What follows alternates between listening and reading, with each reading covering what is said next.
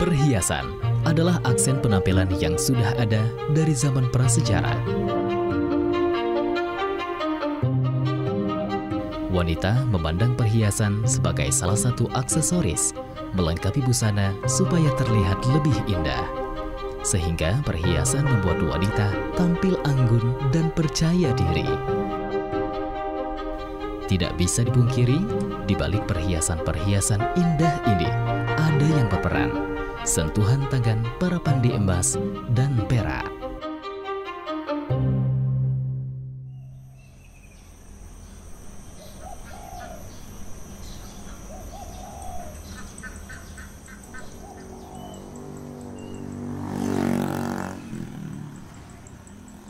Tanjung Batu adalah salah satu kecamatan di Kabupaten Ogan Ilir, Provinsi Sumatera Selatan. Pesona kampung ini sangat unik. Sebagian besar bangunan rumah masyarakat masih berbentuk rumah kayu tradisional.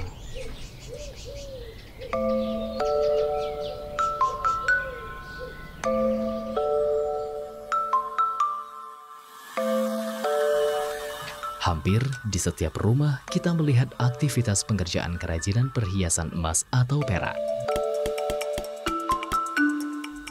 Rata-rata semua anggota keluarga berprofesi sebagai pengrajin atau pandai emas. Baiklah, nak mau ya? Ngerti? Nah.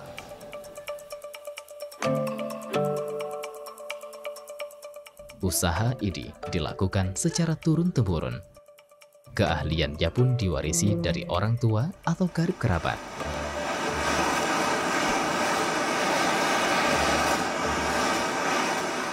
Sejak kecil, seorang anak berada dalam lingkungan pekerjaan pengrajin. Setelah dewasa pun, seolah secara otomatis menjadi pengrajin.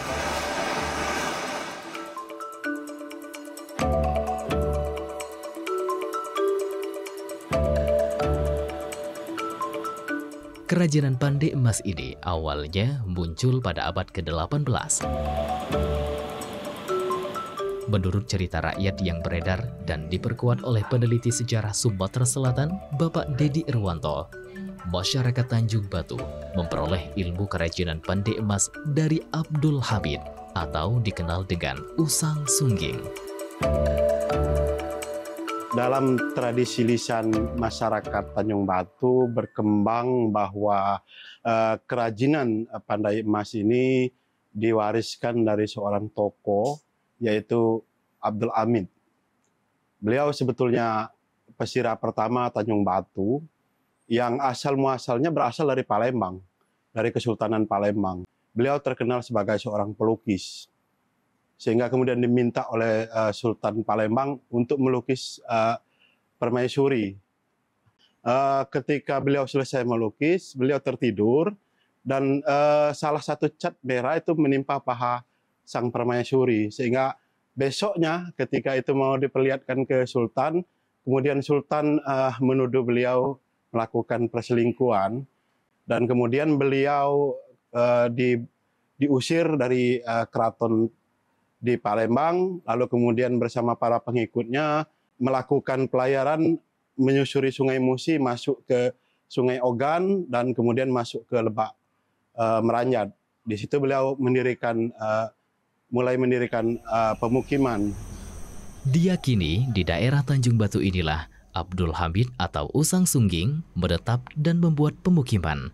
Semasa hidupnya, Usang Sungging aktif menyebarkan ajaran Islam dan mengajar berbagai macam keahlian bentuk kerajinan. Beliau meninggal, beliau dimakamkan di sisi desa dan dikenal sebagai makam Usang Sungging. Ini riwayatnya kenapa kemudian orang Tanjung Batu memperoleh pengetahuan tentang dunia kepandaian atau pandi dalam bahasa setempat.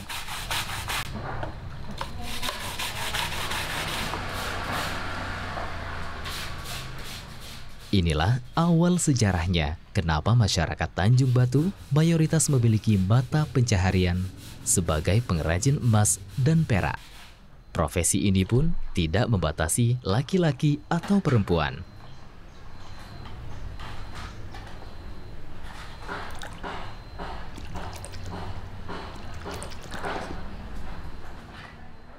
Rata-rata 70% di Kelurahan Tanjung Batu Timur ini, Kecamatan Tanjung Batu, rata-rata penduduknya penghasilan emas dan perak.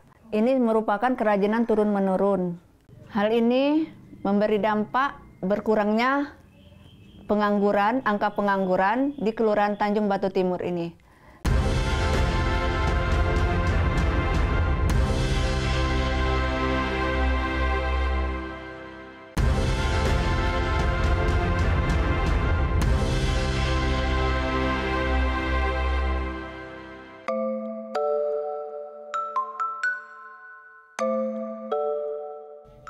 Umumnya, para pengrajin emas Tanjung Batu ini memiliki sistem upah. Bahan baku berasal dari yang punya order, bentuk dan motif juga berdasarkan permintaan.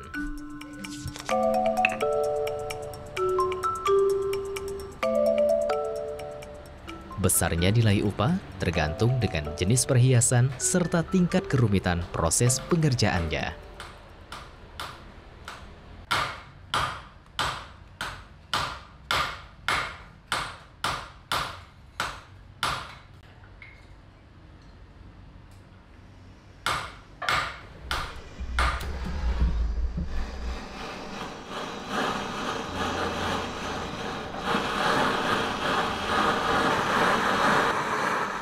Namun untuk variasi motif, belum banyak pengrajin yang berani berinovasi. Sebab para pengrajin mengerjakan perhiasan berdasarkan pesanan, baik pesanan perorangan maupun toko emas.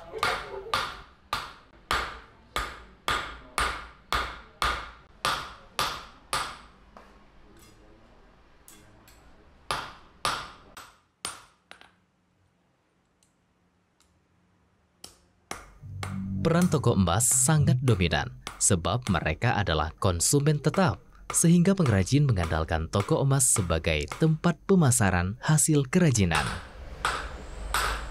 Seperti yang dilakoni oleh Meru, pengrajin emas dan perak. Baginya sangat dimudahkan dengan sistem order ini. Ia tidak perlu memikirkan bahan baku serta pemasaran produk. Kalau emas itu biasanya dari toko langsung, toko langganan. Toko-toko itu ngasih bahan, bukan bahan dari kami. Lain dari perak, kalau perak bahan dari kita sendiri. Kalau pemasaran di perak, di sini, di daerah saya ada tukang bawa barang, seles-seles.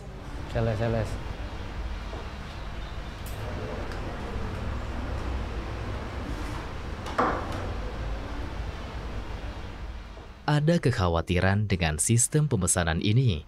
Kehidupan pandai emas akan terancam punah, sebab pengrajin akan beralih profesi karena upah yang diperoleh tergantung dari jumlah pesanan. Hal ini tentu mempengaruhi perekonomian keluarga yang tidak mencukupi. Mestinya pengrajin tetap memproduksi perhiasan sendiri di samping menerima pesanan.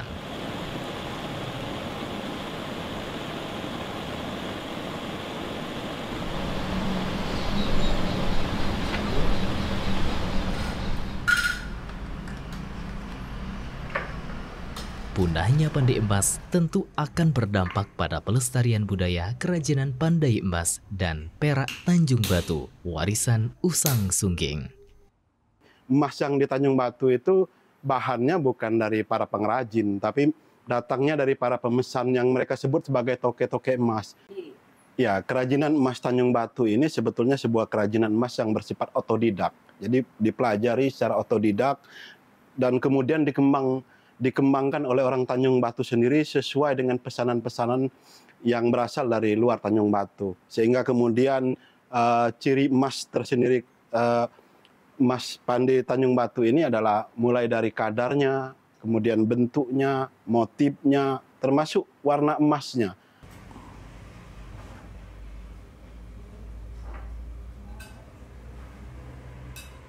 Hasil kerajinan emas Tanjung Batu memiliki ciri khas tersendiri. Kualitasnya pun diakui.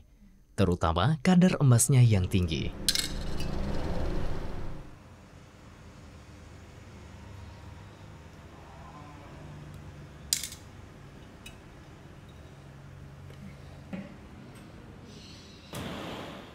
Ini dibuktikan dari banyaknya pesanan yang datang dari daerah lain. Tidak hanya dari provinsi lain, hingga dari negara tetangga. Kita boleh berbangga dengan prestasi ini.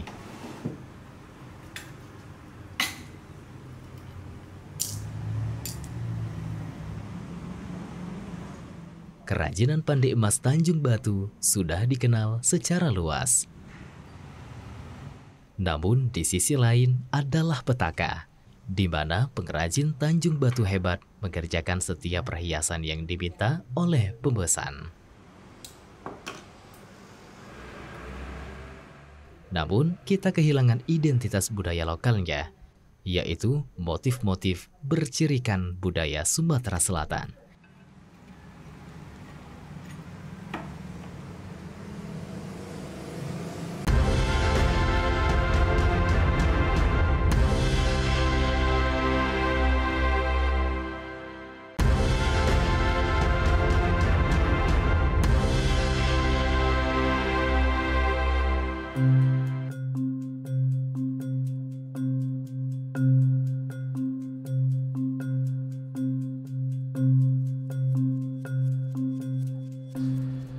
Seiring perkembangan waktu dan semakin meluasnya informasi yang beredar tentang bagusnya kualitas kerajinan pandai emas Tanjung Batu, muncul kesadaran dari para pengrajin Tanjung Batu untuk melestarikan kerajinan asli pandai emas dan perak Tanjung Batu.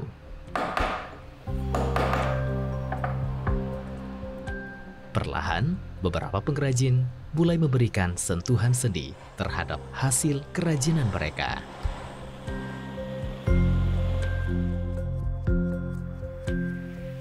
Salah seorangnya Mona Lisa. Perempuan ini mencoba menjadikan perhiasan-perhiasan hasil kerajinannya menjadi bagian dari aksesoris busana. Modelnya simple dan lebih kekinian.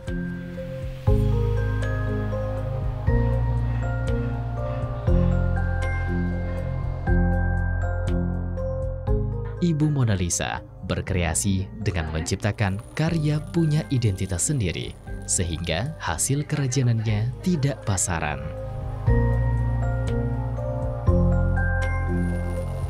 Masyarakat pun menerima kerajinan perhiasan emas yang dibuat oleh Mona Lisa. Motifnya bervariasi, desain yang elegan, sehingga perhiasan karya Mona Lisa punya kekhasan tersendiri.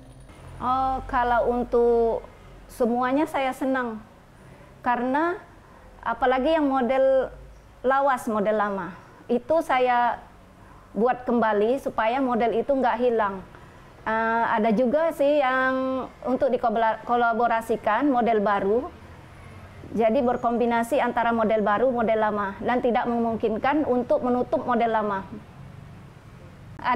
Ada model yang memang murni dari saya, tapi itu sudah dikombinasikan model baru sama model lama dalam bentuk bros. Bros itu saya menunjukkan itu model ciri khas dari Palembang dan Tanjung Batu. Jadi untuk dipakai sudah kelihatan itu bahwa itu memang modifikasi dan ciri khas dari pengrajin Tanjung Batu dan budaya Palembang.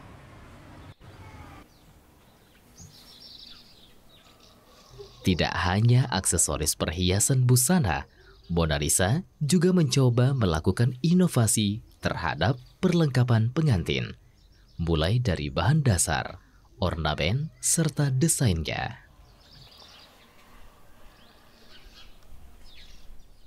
Inovasi yang luar biasa dilakukannya adalah perhiasan pengantin yang selama ini hanya dipakai untuk kostum adat tertentu.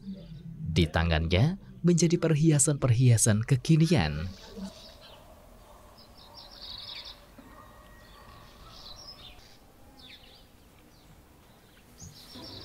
Modelnya model kepala ikat pinggang, saya buat mini dan dipadukan untuk sama kalung anak ayam.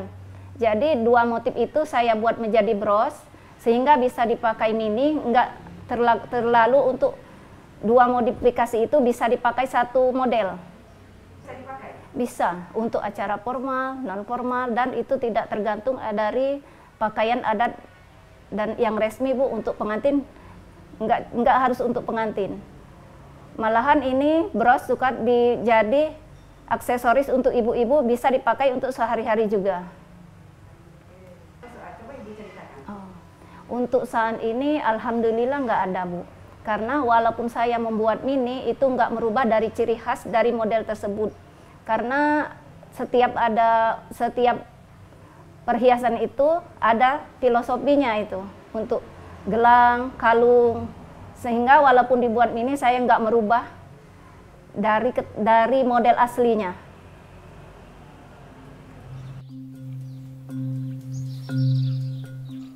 Menurut perempuan yang telah banyak mendapat penghargaan atas prestasinya sebagai seorang penggerak kerajinan pandai emas ini,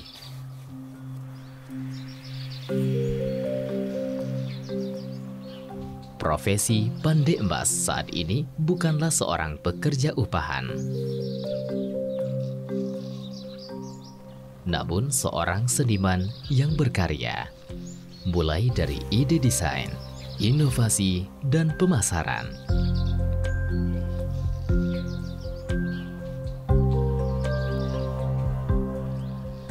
Sehingga menjadi sebuah kerajinan perhiasan emas adalah karya seni yang bernilai tinggi.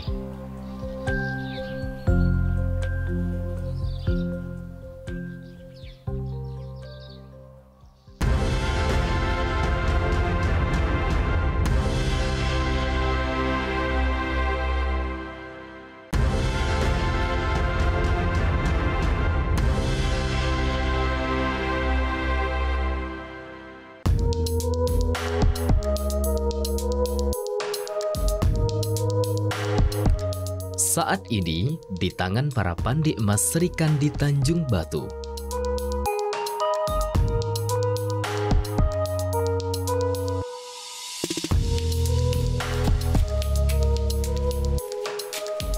keahlian pandai emas dari Usang Sungging telah berkembang, bahkan menjadi tren anak muda dan fashion style di kalangan perempuan fashionable.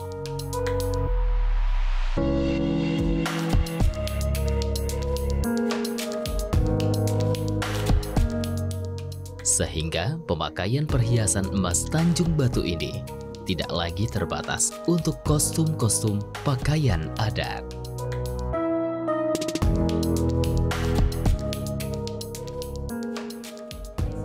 Hasil kerajinan perhiasan pengantin ini seperti kepala ikat pinggang atau pendong yang bermotifkan ukiran naga yang mencirikan suatu raja.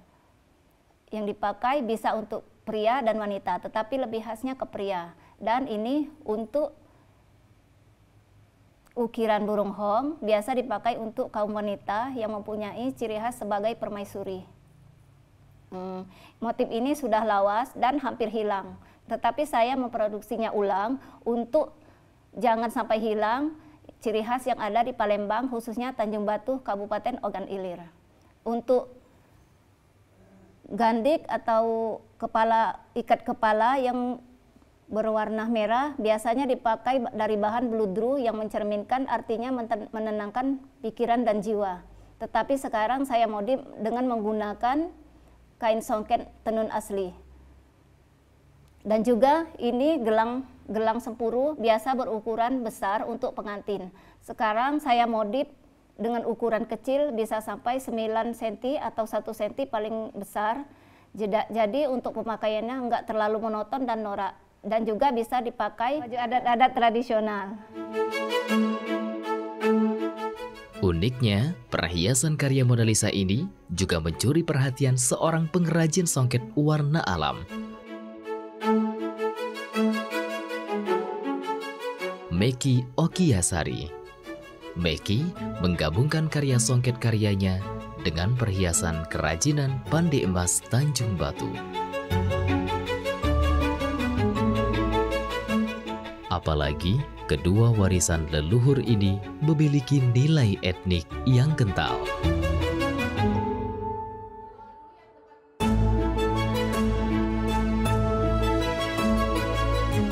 Kain songket warna alam berwarna lembut sangat cocok dengan aksesoris berbau erdik.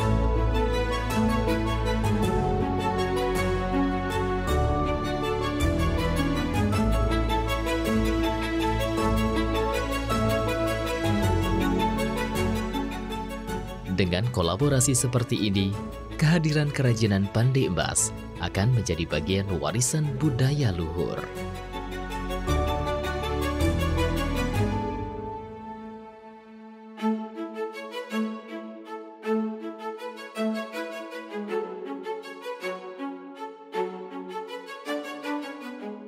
Kita padukan dengan perhiasan-perhiasan yang etnik juga gitu. Nah, seperti contoh saya menggunakan bros-bros ini gitu. Nah, itu juga kita pakaikan di manekin kita di patung menggunakan kalung-kalung, dan yang best banget itu ada namanya kalung sempuru. Nah, itu best banget. Saat kita pajang di patung, ada beberapa loyal kita yang tertarik. Mbak, ini cantik sekali dan cocok banget ke kain-kainnya kita, begitu Mbak. Salah satunya saya bekerja sama kepada Mbak Mona Lisa, salah satu pengrajin perhiasan yang berada di Tanjung Batu. Alhamdulillah kita sudah berkolaborasi beberapa fashion show saya dan juga beberapa pameran-pameran saya yang saya ikutin di kancah nasional. Inilah saatnya untuk mengenalkan kerajinan Pandai Embas warisan Usang Sungging ke pentas nasional, warisan budaya Nusantara.